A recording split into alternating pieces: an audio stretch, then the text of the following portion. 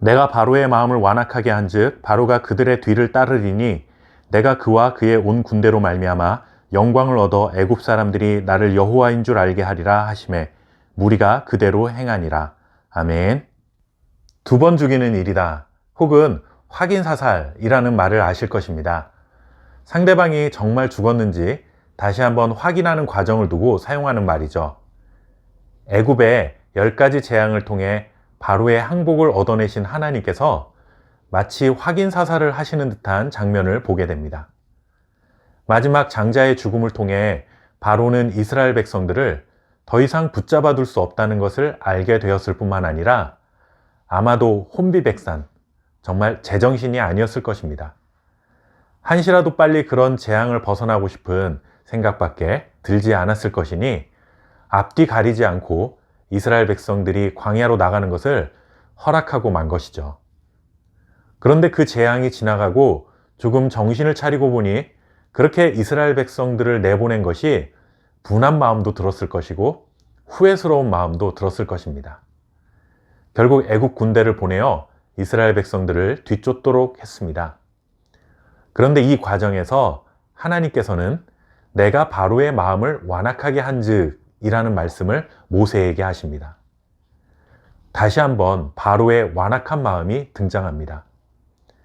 10가지 재앙이 진행되는 동안에도 문제가 되었던 것이 바로의 완악한 마음이었습니다. 그의 완악한 마음 때문에 하나님의 말씀을 거부했고 끝까지 하나님께 대항해 왔습니다.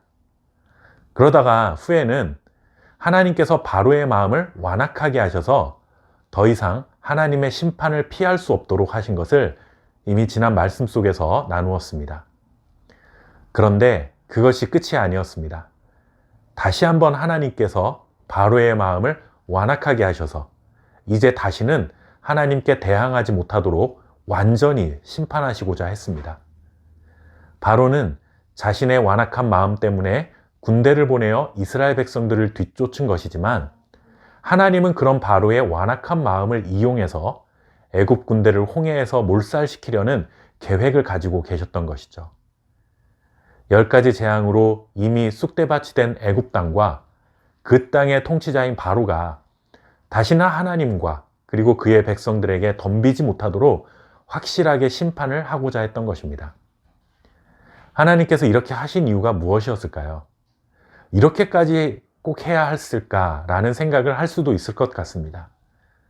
하나님이 이렇게 확인사살을 하는 것 같은 일을 행하신 이유는 하나님께서 영광을 받으시고 하나님이 여호와인 줄을 알게 하시기 위함이었습니다. 하나님이 무자비하시거나 잔인해서가 아니라 그렇게 당하고도 자신의 완악함을 버리지 못하는 바로에게 마지막 카운터 펀치를 날려서 정말 하나님이 이 땅의 진정한 통치자구나.